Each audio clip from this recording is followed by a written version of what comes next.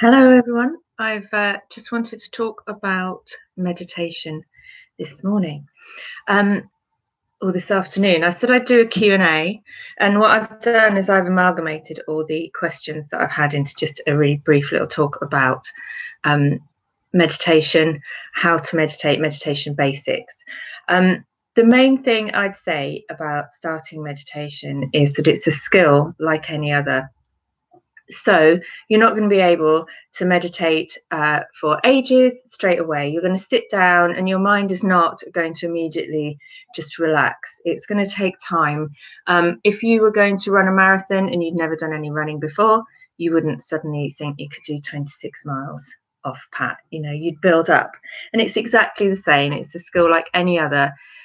The other thing is as well is that your brain, obviously, brains like to keep us alive. They like to do what they know. They like habits. You're building up a new habit with meditation. The old habit has kept you alive, has kept you well. So your brain doesn't need to change. So it's not going to, it's going to resist. So it's you. I was reading somewhere, it's quite an interesting thought actually about the separation between your mind and you. So you have to retrain your mind. Your mind and your mind's habits are not necessarily you. So you need to retrain your mind to have a better habit. Okay. And the other fallacy about meditation is that your mind will be empty. It will not be empty. It will hopefully still and calm, and you will learn through practiced meditation that sometimes you'll be able to see things with a bit of clarification. You'll be able to think more clearly. You'll be able to focus better if you meditate regularly. The main thing to do to begin is to sit comfortably. Now, this is a question that I got actually about where to meditate, and someone was saying that they always fall asleep when they're meditating. One thing I feel, but this is just for me personally, is that it's best not to lie down and meditate before you go to bed. Like if you're going to bed, don't get in bed, get all snuggled up, and then think you're going to meditate, and that'll be great, and you won't fall asleep because you always fall asleep. Everybody I've ever spoken to always falls asleep. For me personally, it's best to separate the two. So if you need to relax before you go to sleep, I would sit in an armchair, meditate, or sit and meditate, and then go to bed. Sit up in bed and meditate. Make sure your back is straight so the energy can flow.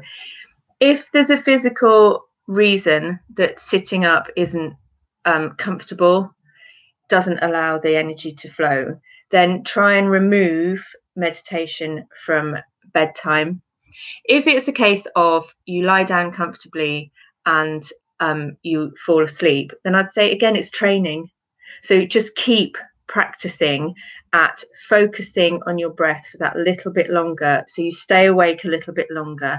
And again, it's retraining your brain, so when you lie down, it doesn't always think, right, I go to sleep now, because that is a pattern that it will have that practice in itself, that's what happens. You lie down, you go to sleep. So again, it's like anything else, you just need to practice. Okay, practice. So the active meditation, watching your breath, watch it as it moves in and out of your body. Now, obviously, I'm talking from a beginner's perspective here, so that's what I'm going to say. To begin the practice of meditation, make yourself comfortable and watch your breath. Your mind will not be quiet. Your mind will shout at you. Your mind will give you distractions. Another thing about distractions, it's very hard to find a silent place. If there's noise going on, don't say to yourself, well, that's it, it's ruined, I can't meditate. Try and release your attachment to that noise. Release your attachment. If it irritates you, whatever, just release it. Another slight one for parents, your children will know that you are trying to have quiet time, and you kind of need to train them too. I found this So after a while, they'll get bored of coming to interrupt you.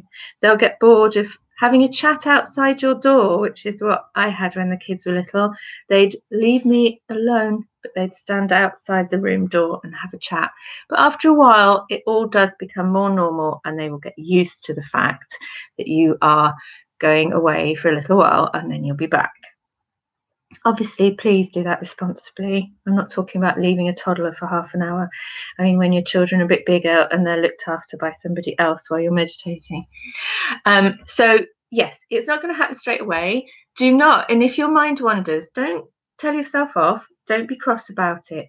Simply move your mind gently but firmly back to focusing on the breath. That in itself is an act of meditation, to notice that your mind has wandered and bring it back to the breath. So what I would say is, to begin meditation, do a couple of minutes a day for a week, 5 minutes a day for another week. Build it up. Don't set yourself goals that aren't feasible. Don't say to yourself, oh, I'm going to sit still for an hour. I'm going to meditate for an hour, because that doesn't sound like very long, when you haven't done any meditation before, because you're setting yourself up to fail. And we don't want to do that. There should be no goals in meditation. The only bad meditation is the one you haven't sat down for or laid down for. We talked about that as well. So I'm going to leave this talk there. Just to start you off, basics of meditation. I'm going to talk about some skills next week, some various different things we can employ to help that focus and help you get a little bit deeper into the focus. But just for now, I'd say just start practicing with sitting and watching your breath as it flows in and out of your body. If your mind wanders, gently bring it back to the breath. Okay? And if you have any questions, please just let me know. All right. Love you lots. Bye.